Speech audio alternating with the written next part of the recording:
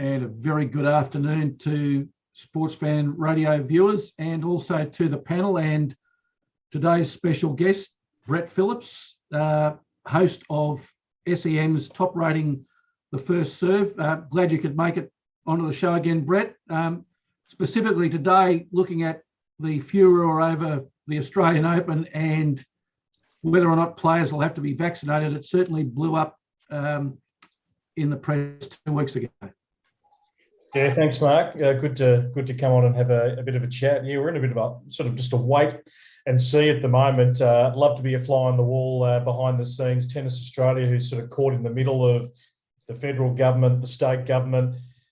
We know that through the whole COVID pandemic, it's been Scott Morrison, the federal government, with their sort of mantra, all the states going about it in their different ways. And anyway, without getting into all that, the tennis obviously wants to try and return to its normality. I mean, certainly, you know, we're noticing here in Melbourne, Victoria, over the last couple of weeks, it is certainly feeling normal.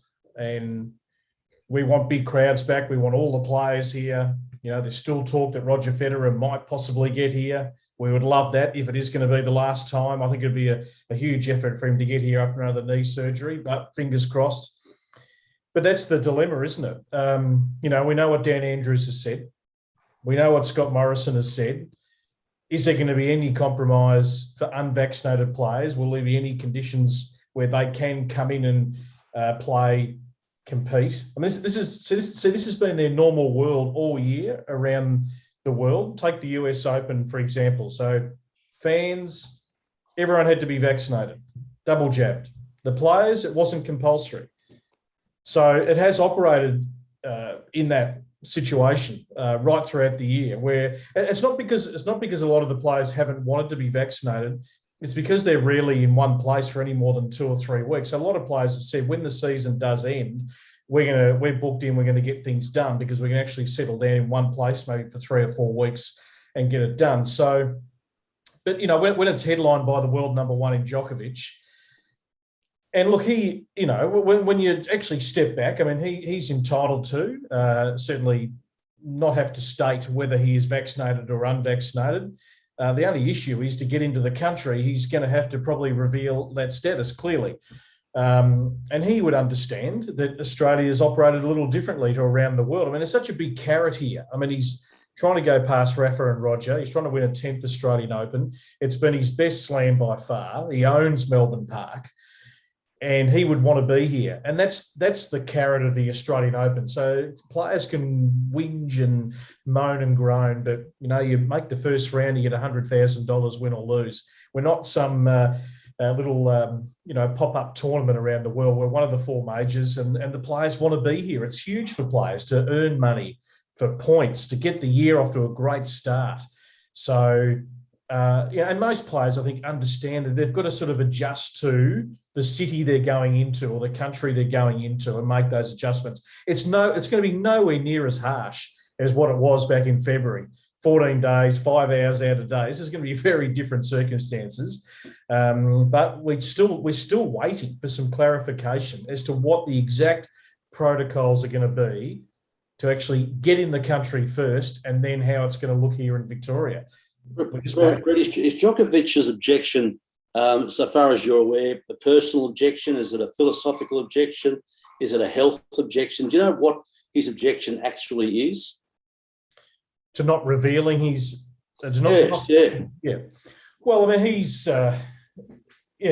been vocal, certainly about not believing in vaccines. And he's been an interesting study for a while, hasn't he? Just, I mean, the athlete that he's become, and you know, he's gone down many alternative sort of routes with, you know, mind and diets and a whole range of things. I mean, and it's clearly worked for him. He's become just this incredible specimen as an athlete to that invincibility stage. So the interesting part is he's had COVID.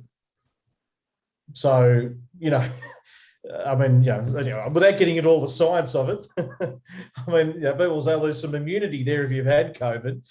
I think he's entitled to not declare. It's like if you had any other medical condition. I mean, it's not that you have to declare, I've got this, that, or whatever it is.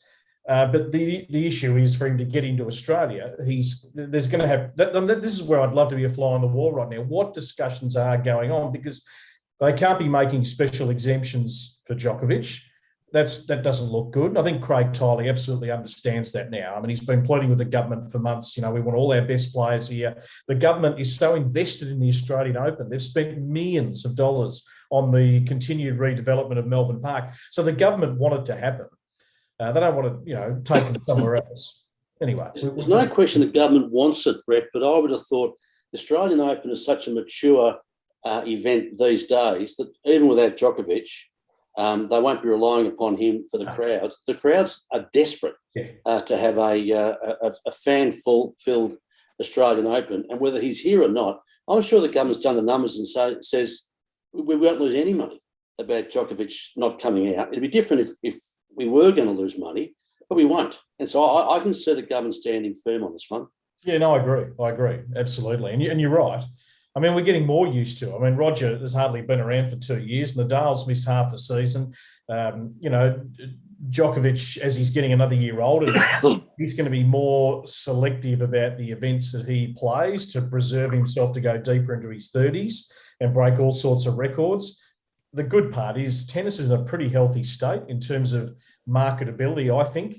Certainly the women, I mean, there's, put a blanket over 50 to 100 women who could win a Grand Slam every time they step out there. And the men now, Medvedev stepping up and winning, and Tsitsipas, Zverev, these guys will get people through the gates. And you're right. I mean, if it's missing a couple of stars, it's not going to detract from people going to the Australian Open, because it's become an event that people put on the calendar and they're there. And on the flip side of the coin, I cannot imagine Djokovic wouldn't come to Australia. As you say, he's not getting any younger.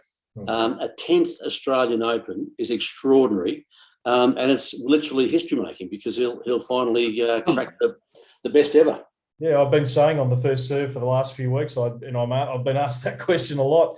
I'd be flabbergasted if he wasn't here. Absolutely flabbergasted. So there's a few little I's that have got to be dotted. And we remember what happened back in February this year. To appease the bigger name players, they were whisked off to Adelaide, where they didn't have as strict a quarantine. They actually had balconies they could actually walk out onto, and they had a little bit more freedom. So they sent Djokovic there. I think Nadal went there, and Ash Barty went there. Osaka went there. Serena went there. So that sort of caused a little bit of discontentment about the rest of the playing group, thinking, why is this special treatment? But Craig Tiley made no apologies for that. I mean, they want the best players here, and they sometimes deserve maybe just a little bit of extra special treatment, not going overboard. But I think it'll all resolve itself. But the clock is certainly ticking. I mean, I know that the ATP Cup is definitely going to happen because I'm working at it, so I can tell you that it's going to be happening in Sydney, just in Sydney. In January. We're still waiting to hear what the lead-up stuff in Melbourne is going to look like. We know the Australian Open's locked in, so it's just really that 2 weeks, and then what are the quarantine conditions, and that's what we're waiting on. And Brett, finally from me, are there any other players, we focus on Djokovic, but are there any other players that have taken the same stance as Djokovic, or is he really just the outlier?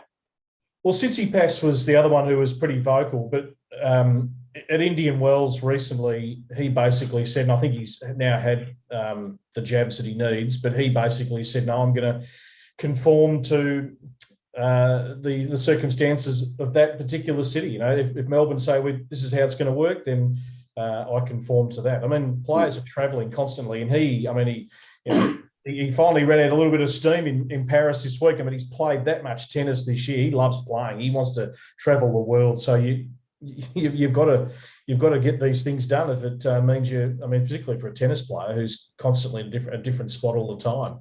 Rublev and Zverev had a bit to say, but they're going to conform. Yeah, I think pretty much by the time we get to, because going back about 3 or 4 weeks ago, it was around 65% on both tours. I think you're going to get up to 80, 90% who will be double vaxxed, but whether they're going to allow any unvaccinated players in and what are the conditions, don't know yet. Brett, Gallagher, just a quick one.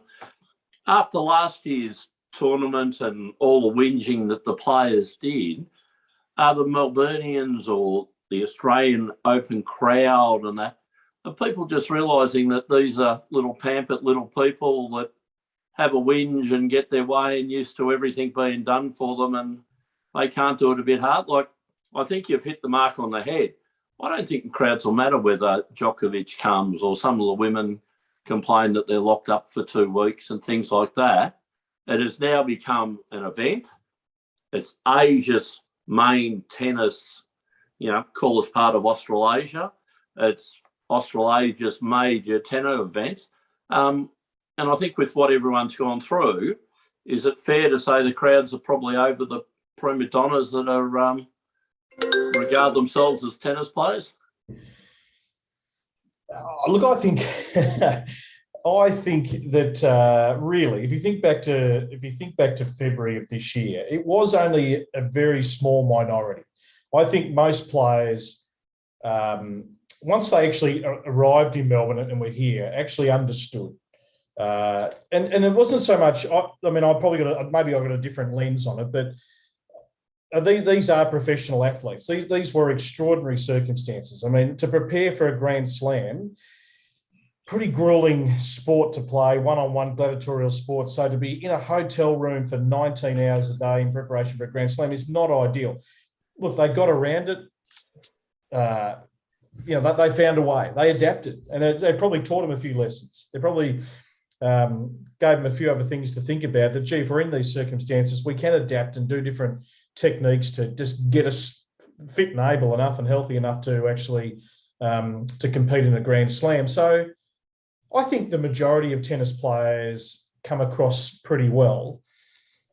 But there are some that at times, might remember, as you rightly said, 100,000 for a first round loser, to get 100,000 or I don't know what it is now, and that it is a world class event. And I look at Sportsman, as you said, they're the elite of the elite. We've just gone through a spring carnival. The jockeys, they're elite sportsmen. Football players have gone through it all. They still may have the same concerns. You just don't hear about it. There's a few that are in there that just, they're more, how could you say, more vocal than other elite sportsmen.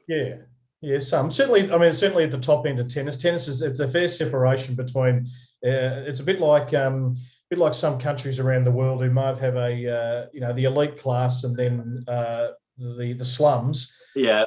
That is almost tennis. There's not a lot of middle class. You're either making a lot of money out of the game or you're just actually scrapping by living out of your car type sort of situation to make ends meet. And I mean, certainly if you're top 100 in tennis, you can make a decent enough living minus some expenses. But outside of that, it's pretty tough. So there's not too many who know what the top end actually looks like. The 5-star treatment. Yeah. Sarah? Hi, Brett. I work at Game Face, so very familiar with your work as well, and everyone's a big fan of the show. But we were actually talking about the other day when you had some people call in and talk about, is tennis coaching too easy? And this it started a bit of a debate and a conversation because there's a lot of coaches or tennis players that have been coached by their parents. What do you think the sort of framework for coaching is going to be like in the future? Do you think we're still going to see elite tennis players bringing their parents in to coach that they have a good relationship with, or will there be a bit of a change to the dynamic? Yeah, it's a fascinating discussion, Sarah. It really is. And, as I always say on the show, I'm in the middle. I don't work inside the four walls of Tennis Australia and know everything about their strategy. I'm not a clubland walking into a club every day, seeing how it operates. So, we got some correspondence in, and we always believe we're a show that should represent all stakeholders. We're not certainly a cheer squad for Tennis Australia or a spokesperson. And I speak to a lot of people, coaches, administrators, because I need to have a knowledge of what's going on. And there's a real genuine concern that the standard of coaching has gone down considerably. And as we mentioned on the show a couple of weeks ago, we've only got, two boys in the top 100 junior rankings. We've got, I think, no girls in the ITF top 100 junior rankings at the moment.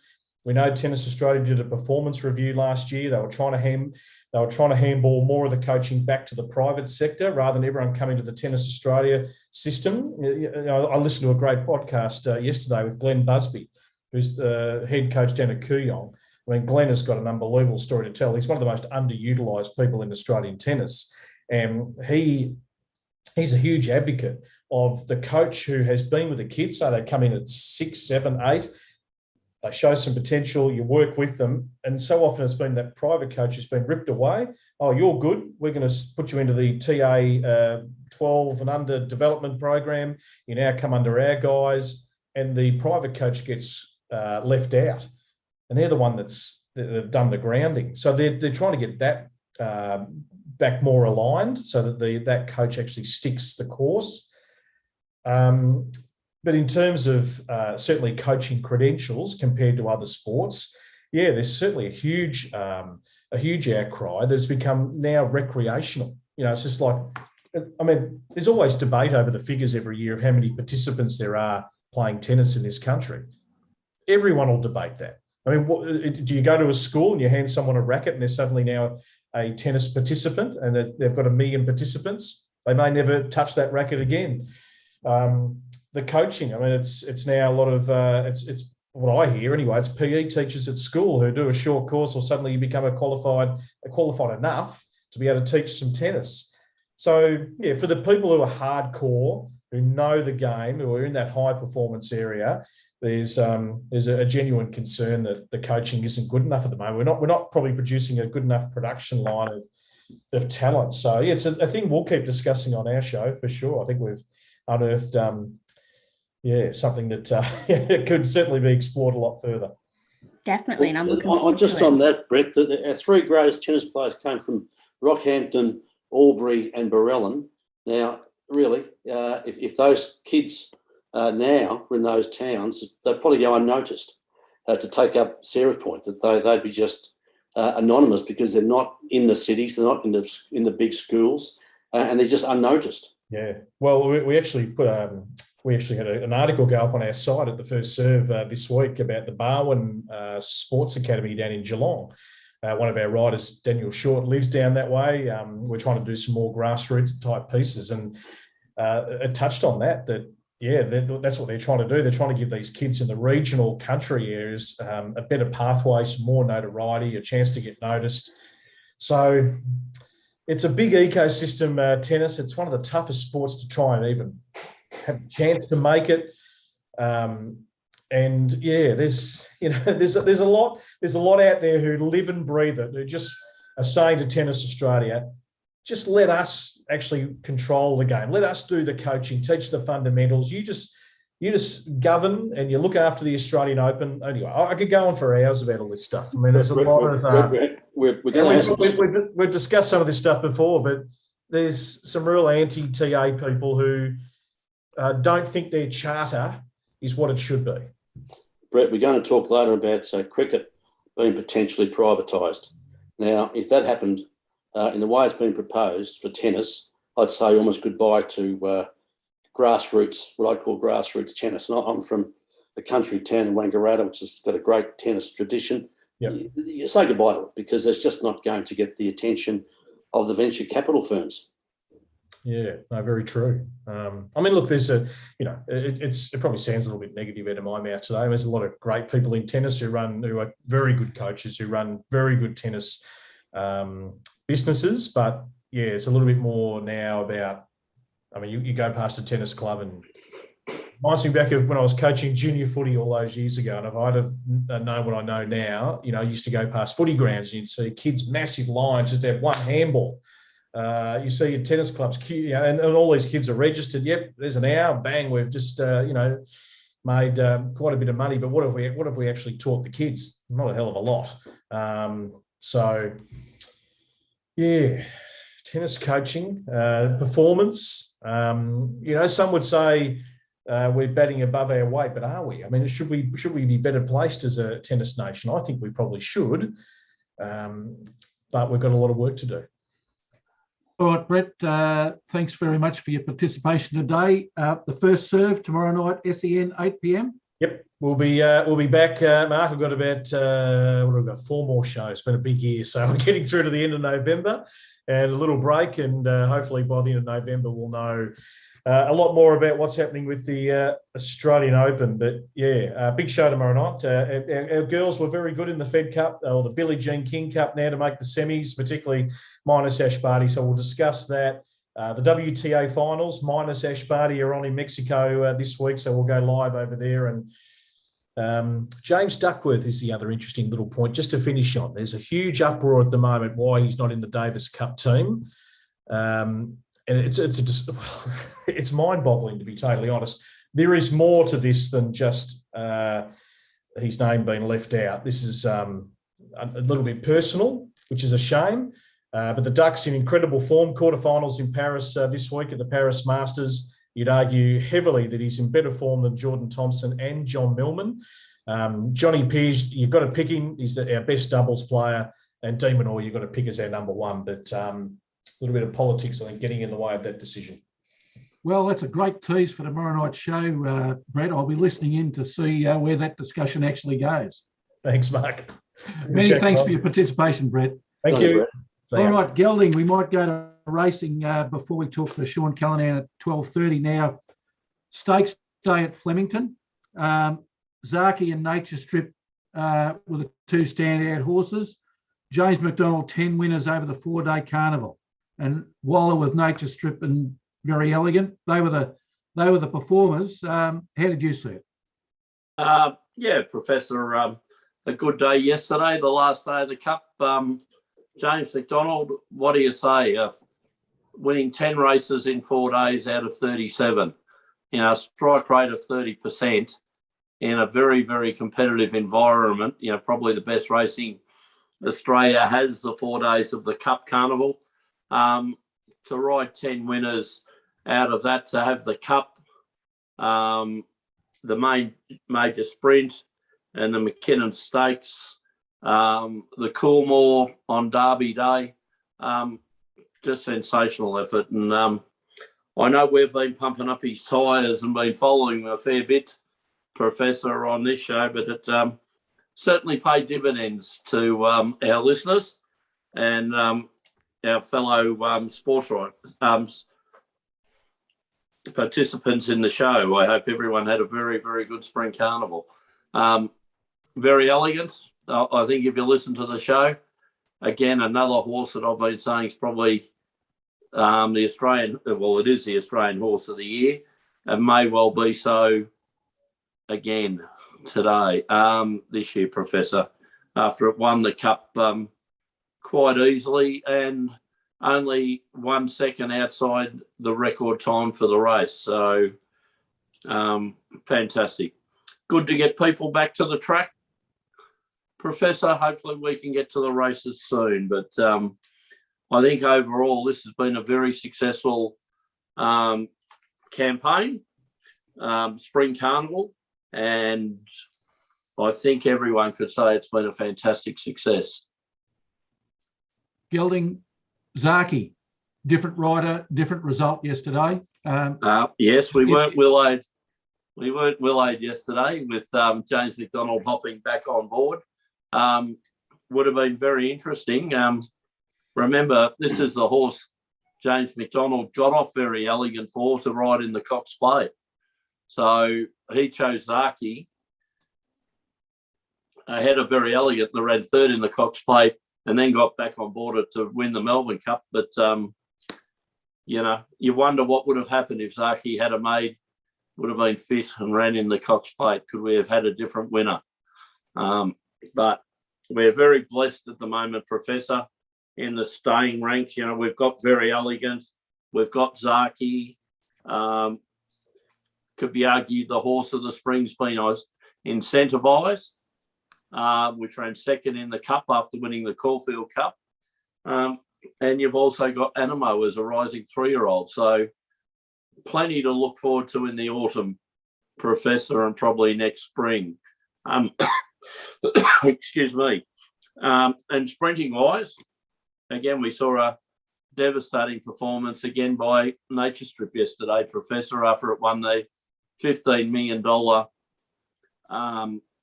Everest, and is now up in prize money with the Great Winks. So,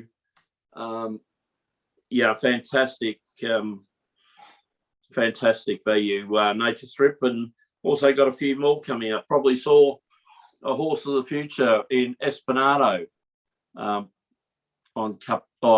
Oaks Day, Professor. So plenty to look forward to. So we'll have a nice stable for going forward into the autumn, and surely we'll be following some of these horses again, Professor. Gelding, you must put paid to this notion that we have to have overseas horses to make the Melbourne Cup a great event. If you say, I didn't know that there was a second outside of the record for the race. Very elegant, incentivised. We've got some great horses in Australia. So it's just putting paid to this concept. We've got to get overseas horses to come to the Melbourne Cup. Interesting question, John, and probably different views. You could say yes, but I think at our elite level, these horses would be competitive with a lot of horses that come from overseas. You had Spanish Mission, which ran third, and that is a horse that's been competitive with Stradivarius. And Stradivarius is regarded as the best stayer in the world. You know, Stradivarius had been beating Spanish Mission, by half a length of length. You can't compare. Very elegant, beat it by 3.5 lengths. So, sure, we're on our home track, very hard. But you had Twilight Payment that won the race last year, and you had Spanish Mission that ran third. So, but against that, the last 5 or 6 horses in the Melbourne Cup this year wouldn't have been a stronger race. Like, they were well spread out. I think those horses, it had a long tail. And if there had been more overseas horses, these horses may have got in, which may have made it a very open race. But what you said, some Europeans, there was no Japanese horses this year. There was no American horse this year, where in previous years there has been. We didn't have the big contingent. A few of the others, but Australians now are buying a lot of European horses and bringing them over for the Melbourne Cup. So I think, do we need them? I think so if we want to be an international race. Did this year's race lose anything by not having 10 of them in? I don't think so. So I hope that's kind of answers just on Nature Strip, how close has it been to the best horse in the world? And if it is one of the best horses in the world, why isn't it racing overseas? Very good question again. Is it the best? It has the rating of the best sprinter in the world. They're talking about going to Royal Ascot. There's also the Hong Kong Sprint, which is worth a couple of $1 million. Why does it race overseas? They don't have the same prize money we have. We have the best prize money here.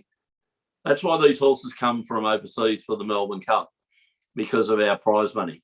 They have the Why Did Black Caviar go to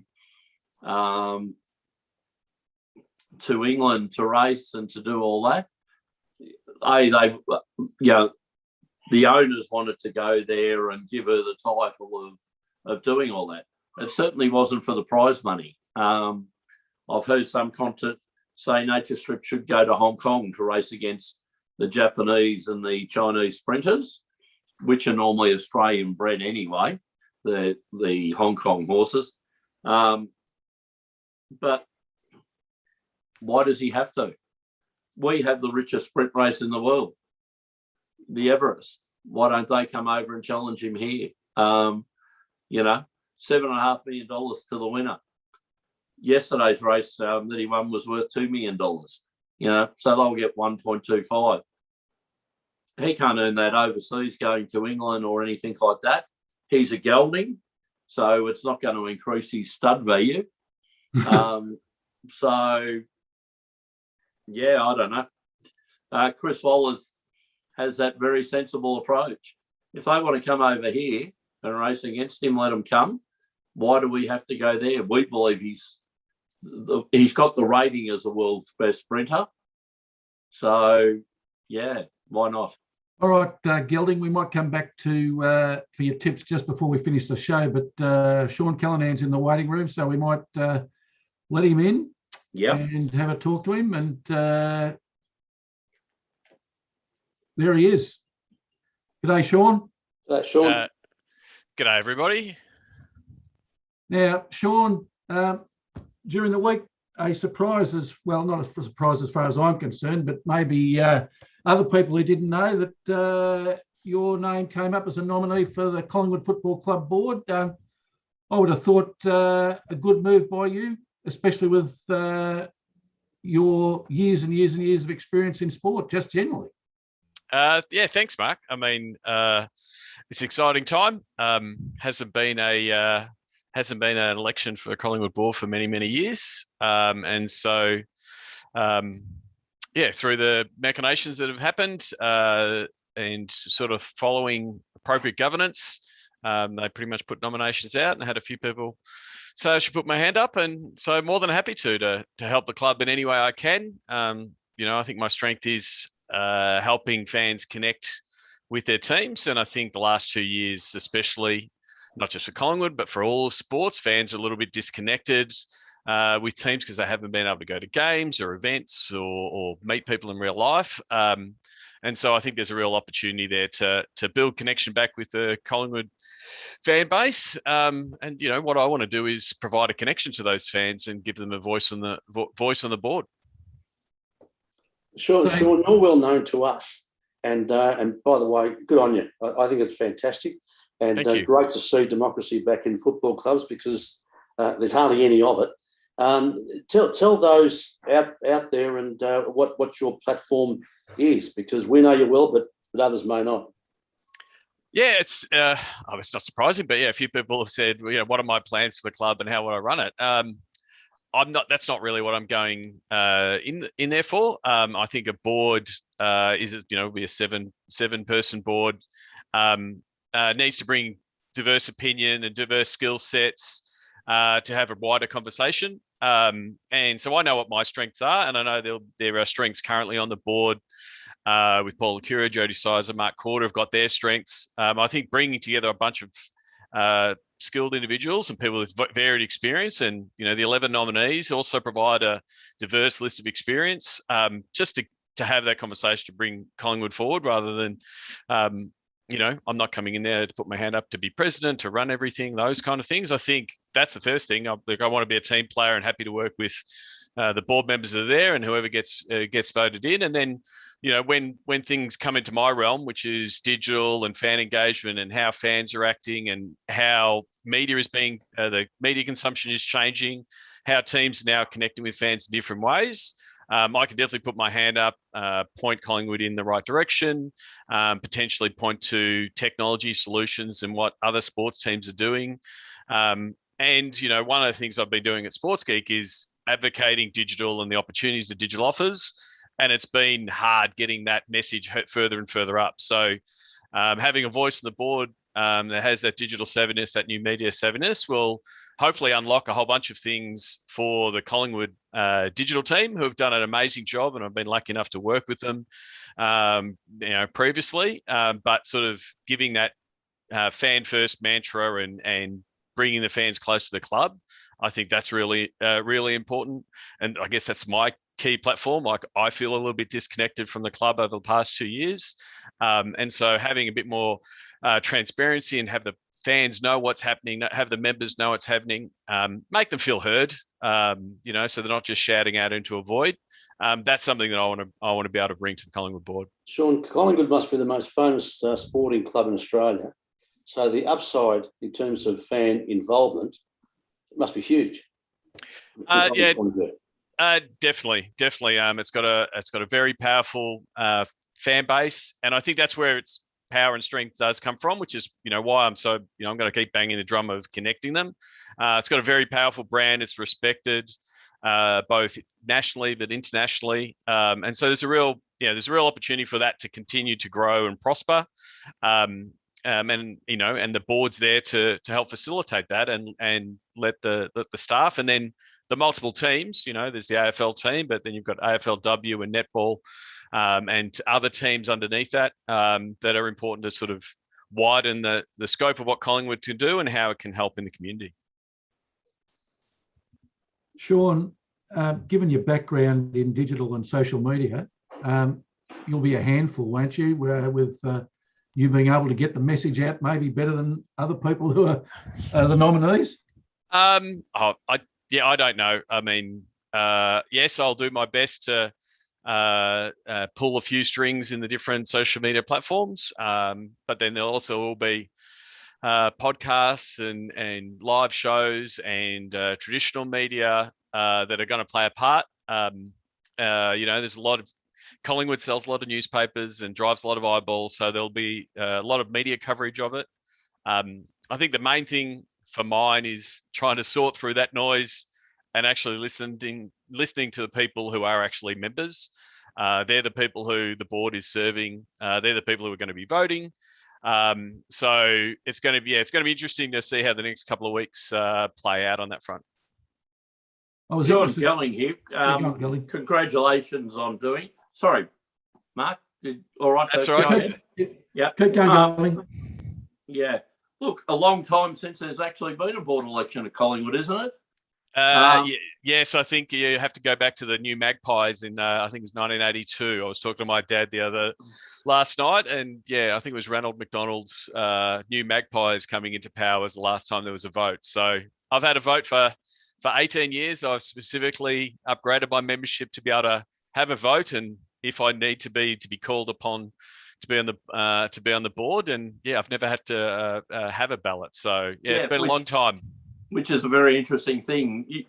If you're just a member of the club, it doesn't mean you're a voting member, which is quite an interesting perception in its own mind. And you're coming from an era which has been successful, and now as you're going into the board, like you've had a long time, high profile media person who expertise was media. Yep. Probably would be fair to say that the club male side of it hasn't been left in a very good position from all that coming out, a few issues that are still there. How do you propose to address those issues if you're elected to the board? There's a bit to unpack. Again, it goes back to I guess an understanding, and as a new board member, I'll be learning that as I get on. But how much the board has to do with the day-to-day operations, and then also the operation side of the club. There's some really good people in charge from a football side. Graham Wright, premiership hero, impeccable resume at Hawthorn. I think he's doing a terrific job. And I'm absolutely pleased with the appointment of Craig McRae. So, for mine, I'm there to support them and how the board can support them. It's going to be interesting to see how trends around what football departments can do will be there. But, from Collingwood's point of view, winning is really important, and we want to be able to give them every single advantage that they can. And so for mine, it'll be, looking forward. I'm not coming to the board with the time machine. So, looking backwards and trying to fix a whole bunch of things that potentially might have put us in the position. It's like now it's, how do we move forward? How do we move forward with a new coach with a great list? And then how does the board support the football side? And again, both from the AFL, but then also the other teams. So I suppose question on that: how does the new board get involved with the disenfranchised supporters that saw players being traded off, racism reports, all that kind of thing? Get on board with the women's side, get on board with the netball side. What does the new board have to do to mend those bridges? Well, I think the new board has to form first. So like it really is going to be, what is the new board going to be consist of? And I assume, not that those first couple of meetings will be setting that strategy. There is also some of that process in place, the Do Better report that was done, and some of the implementation has happened so far. So it'll be continuing that process, but for mine, it'll be communicating that process to the fans who are disenfranchised, that think nothing is happening or think things aren't happening at the speed that they were like. To me, a lot of that is a comms solution. So how do you better communicate? Hey, this is what we're doing, without just waving the flag and ticking boxes, but actually showing and having the actions show that. So that's for mine. I mean, again, I'll be a team player. I'll be one of 7. Should I be selected, to be able to say, hey, how are we going to tackle this? How are we going to support the staff and the teams to be able to do it? And then how can we leverage the skill sets of the board members there to be able to help make that happen? So I know I can help from a digital amplification and engagement, fan engagement point of view, and give them some strategies and some advice in that space. But it's not a new board comes in, flicks a switch, and is all great. So it's it's going to be a long process, and it always is. It's always an ever evolving process with a football club. Sean, it's not only your experience in social media and digital, you're also the owner of an esports team. So you will have been confronted by, maybe not in the same scale, but certainly the same difficulties and problems that professional sports teams have. Oh, yes. Yeah, exactly. Not on the exact same scale, but discussing or managing young athletes, esports athletes in this sense, a really diverse group, which is really good. And I've learned a lot over the last 3 years with the Gravitas team and engaging with a younger demographic from an employee point of view and from an athlete point of view, but then also understanding a new area and how they interact and engage with a team. So that's been interesting. We don't have salary caps. We don't have big budgets in the esports world that we see with Collingwood, but it has given me a bit of a glimpse into some of the issues around running a team, some high performance issues, and helping young men in our case develop. So it's been a fun experience and definitely a learning one. Sean, the involvement of women with Collingwood. You've got the AFLW team, as Gelding said, the netball team, and it's fair to say that the path of Collingwood in relation to women has been rocky over the years. Did you see opportunities for engaging women, and particularly young girls, to follow and support in a genuine sense the Collingwood Football Club? Yes, I've been a big attendee of the AFLW and watched the AFLW team have a lot of success. And I think the VFLW team hasn't lost a match in 2 years, so I don't know if we can count it as a three-peat next year if they actually get to a grand final. I think the thing is with women's sport, and I know you guys have spoken about it on this program, it's still very much in its infancy. And it's still developing, and it still needs that support. And so, I love going to, Vic Park to an AFLW game, the community feel, the ability for fans, whether they be young girls or young boys, to see the players up close and really connect. And so I think that's really valuable for the club, and then also for young girls to decide that they're going to have Chloe Malloy's number on their back, and that's who they're following, and that's who they're following. But just as likely they can say, I want to follow Nick Dacos as he walks into the club. I think that's really good, and it's something that Collingwood's put a lot of focus on, both with the women's program from an AFL point of view, and then getting into Super Netball, and something I think they have to be. That's something that I think there's commercial pressures from sponsors to say, you need to have some gender balance in what you're doing. And so that has helped Collingwood in securing some sponsors because they've got diversity in their teams. So they need to continue to support the women's programs, which I think is, as a Collingwood fan, it gives us more opportunities to win some championship hardware, some premierships. So, why wouldn't we go about doing that? Definitely. And something we've spoken about on the show before and with you has been, I guess, just the size of Collingwood as a club now has grown so much since the introduction of their Super Netball team, AFL, their incredibly successful VFLW team.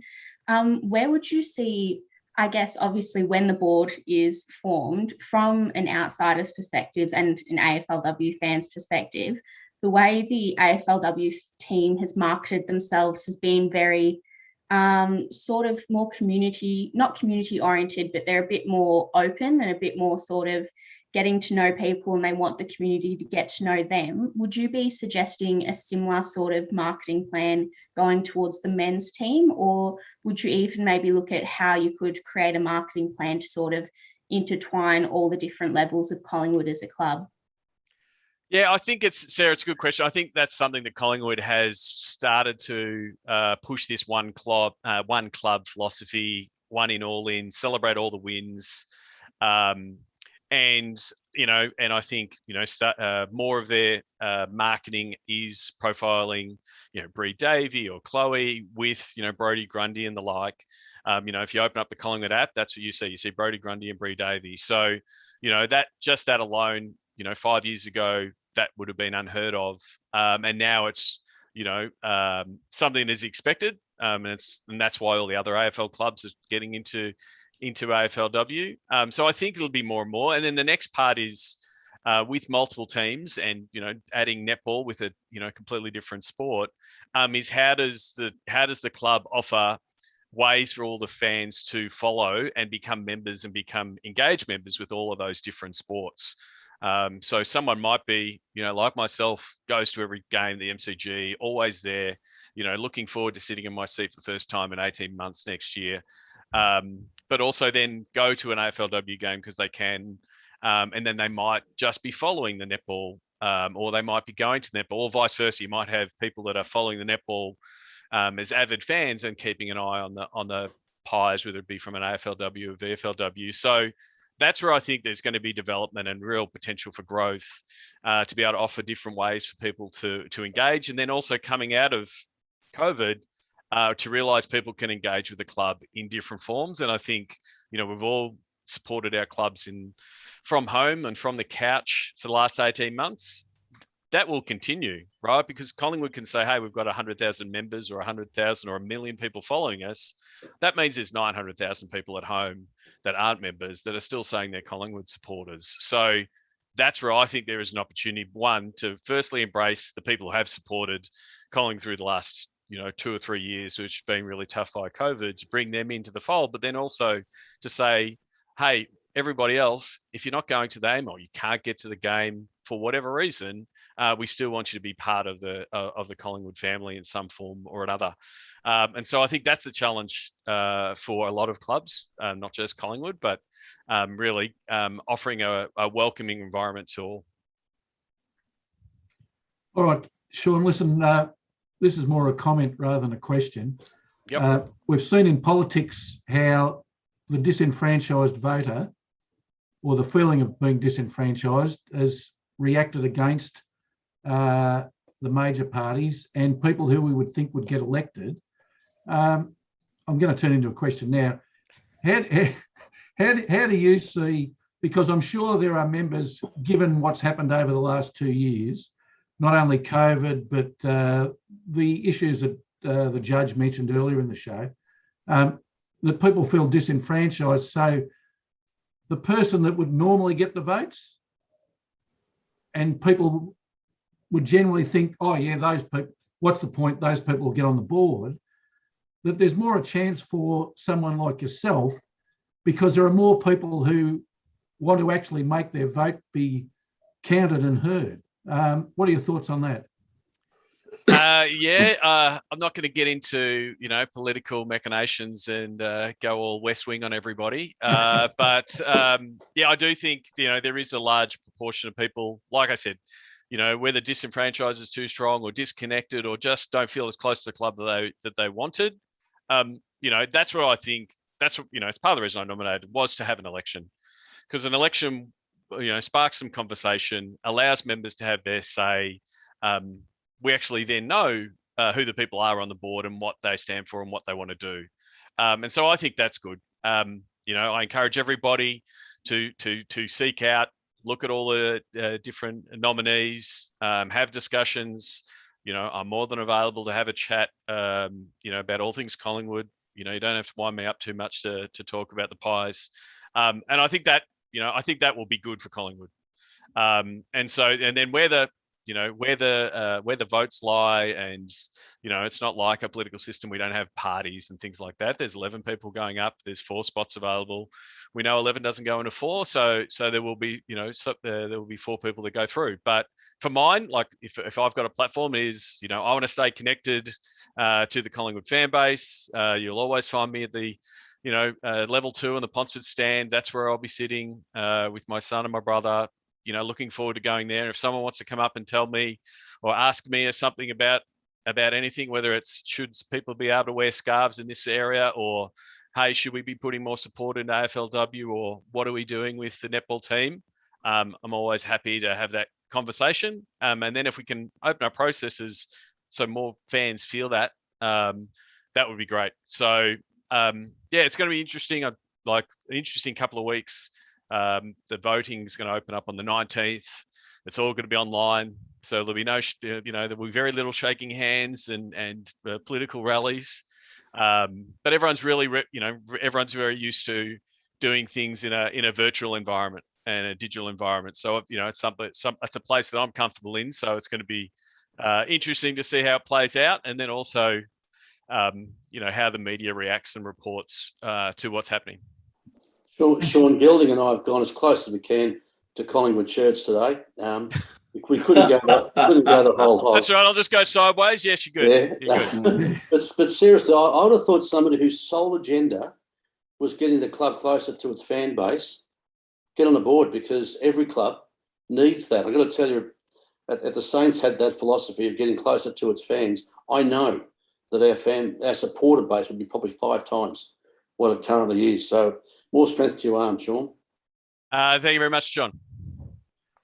All right, Sean, thanks very much. Listen, I looked up the election rules, and the election closes on the 10th of December this year, so it won't be a short election by any means. No, it won't. I don't know if they're doing that. I mean, we all know the problems that Australia Post is happening. So if someone's got to post in a vote, they might those votes might come in 2023. Shout out to my friends at Australia Post. They're having trouble delivering anything at the moment. But then again, most of the votes will happen online. So it's being handled by an independent third party. So if Collingwood fans have any concerns, they shouldn't. It's all being managed that way. So looking forward to the process, and see what evolves from it. All right, Sean. Look, thanks for being on the program again, and we wish you all the best. And hopefully, we'll be talking to you in the new year in your new role as a director at the Collingwood Football Club. Yes, and I look forward to for Collingwood to get a few wins over the Tigers, the Demons, the Saints, and I'll have bragging rights in 2022. More power to you, Sean. Thanks very much. Cheers, guys. Cheers. Yeah. All right, Gelding, we might go back to you because you might disappear very shortly to go to your other commitments. What are your best bets for today's racing? Professor, just quickly, Ararat Cup Day. Like a couple early in the maidens, Peter Moody's got one Patriotic King in the first, race 1, number 3. And then after Cup Week, I suppose, race 2, number 6, Champagne Witness, Professor. Also, race 4, number 1, Herberite. This is a very interesting race. It's a jumper. So the race at Ararat today is 3,800 metres, race 4. So that'll be interesting. It's a marathon. Dothraki, number 3 in race 5. And to finish off, Professor, we'll have an interesting race 7. A horse I've got a small share in, Drop the Mic, is racing today. finally, after being scratched twice this week.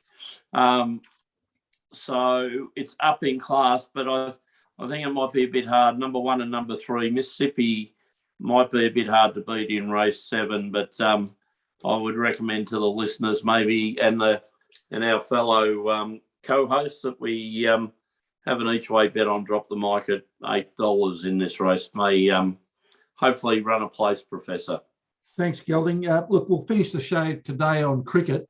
John, during the week, you and I had a bit of a conversation about private equity coming into sport, and there was a Boston Consulting report released which doesn't show Cricket Australia's fortunes in a very good view for the future, given that the only equation is, well, you need more money or you need to cut costs, otherwise over a 3-year period you'll be $90 million in the red. That'd almost guarantee that private equity will come in somewhere, doesn't it? Well, it's as you always say with surveys, Professor, be careful as to who's been commissioned to do the survey and what they recommend. So I'd be very, very suspicious or wary if I was cricket about going into bed with private equity. I didn't know this, but cricket enjoys this tax-free status.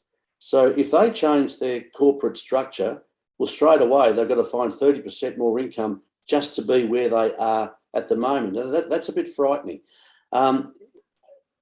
It's basically because cricket has been stuffed up by the administrators for the last, let's just say, 10 years, but it probably goes back further than that, Gelding. I think there's something to say about that. We've spoken about this and watched the decline of cricket over the last 10 years. But that's not because the game itself is a poor game, is an unpopular game. It remains, I think, a very popular game for adults and children. But the concept that we're going badly, let's go for private equity, frankly, I shudder at the thought. I've looked at who's been proposed as being the knight in shining armour, and I shudder at that prospect. So given that the Australian captaincy is just below that of the Prime Ministership, I think, and I again shudder at government involving themselves in any aspect of human life, but possibly the government should step in here and say, hang on, guys, this is our game. This is one of the probably most 2 popular games in Australia. Let's have a good, hard look at this, because I think they're digging a bigger hole for themselves. Gelding, you'd ever thought about that? Yeah, just, John, cannot agree with you more. Cricket Australia has just been an absolute train wreck in the last decade, 2 decades. Players, all this money spent right at the top, and it's not spread through the development of cricket, which we've already talked about, the whole different thing. India has this concept, their IPL is privately owned, these clubs owner, but India have a following, of 1 billion people. We haven't got that crowd here to go down this way. And just to mention, just off the hand, in the Big Bash, Melbourne Stars and Melbourne Renegades were privately owned. And you know what? They went belly up, these private companies that own them. Cricket Victoria had to spend their money Cricket Victoria now owns the Melbourne Stars and the Renegades, and they're spending money on that rather than giving the money to cricketers in Victoria. It's it's become an elitist sport, cricket, a lot like football. They only look after the top people, not everyone else.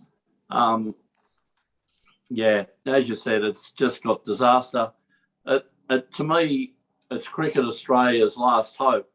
They're thinking, how can we get some more money? We'll sell some, we'll sell stuff off. As you rightly said, administrators. Well, So I saw that the All Blacks did a review by the Boston Consulting Group a few years ago and recommended that private equity firms get into the All Blacks, and 12.5% has been handed over to, in fact, this same private equity firm, and on the promise that it's going to help the grassroots I would just be wary of those sorts of promises, because ultimately private equity follows the money, and I'm not sure if grassroots cricket is really in their bailiwick. So another reason why I'd be just cautious. Just the right attitude. A private equity company's there to make money, John, isn't it? Yeah, they are. Yeah, and good luck to them. Good luck to them. But the ACB's got a far better philosophical approach. So, as you said, if they take it over, what's their main interest in it? Is it making money out of it, or is it helping the development of the sport? I think it answers itself. Question for you, Sarah. You're very much involved in grassroots sport, in netball and women's football. Let's just, for the argument, say that private equity came in and less money went to grassroots. How would you see less money for grassroots affecting the sports that you play? It's a bit harder in men's football and men's cricket, especially. A lot of the players at grassroots levels still get paid an amount, some a lot more than others. But for women's sport, it could see the possibility of less resources being introduced to bring in more players, and especially in juniors, where there has to be an investment, especially in communities that might not be as oriented around those sports. How they're going to bring more kids into the game and have that come through. Like, you never know where the next Shane Warne's going to come from, but if you're not putting the investment into the community, into the young people that could be the next stars of the Australian cricket or football teams, you're not going to see much coming back in. Even now, a lot of the money that clubs actually receive is from community partners. So the TAC grants were announced just the other week. Before that was for Toyota, good for footy and good for cricket. They are quite good for helping clubs raise money, but you don't see a whole lot of support already from the main leagues themselves, the AFL and Cricket Victoria, Cricket Australia, where that actually affects. I can't see how it could get any worse. As we've even said before, there's not a whole lot of support at the moment, and we need more. If they actually take a step back and say, oh no, you'll be fine, we're just hoping that, a bunch of star athletes come through and you guys just do it all for free. It's not going to happen. You can't do that without the resources to buy the bibs, pay trainers, train trainers, and have all this other stuff done. There's only so much that parents and volunteers can do. Excellent. Professor, yes. Can I just completely agree with Sarah there, because involved at local level in cricket and things like that,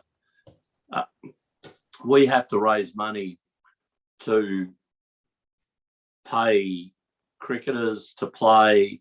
We have to raise money to buy cricket balls. We have to raise money to play on grounds.